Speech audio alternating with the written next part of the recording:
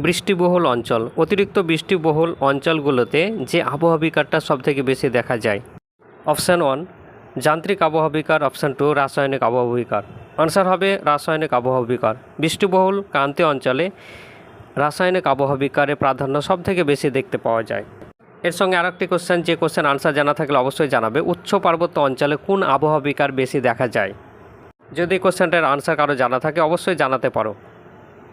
এর সঙ্গে আরেকটা কোশ্চেন জানিয়ে দিচ্ছি, 1990 সালে ইরানে যে ভূমিকম্প হয়েছিল তাতে কতজন মানুষ হত হয়েছিল? এর আনসারটা আমি বলে দিচ্ছি, 36,500। 1990 সালে ইরানে যে ভূমিকম্প হয়েছিল সেখানে মাত্রা ছিল 8.0। জিওগ্রাফি আরও অন্যান্য ধরনের কোশ্চেন আনসার অল্প সময়ের মধ্যে জানতে ভিডিওটিকে অবশ্যই লাইক করবে। আর প্রথমবারের মতো আমার ভিডিওটি দেখে থাকলে অবশ্যই চ্যানেলটিকে সাবস্ক্রাইব করে দেবে।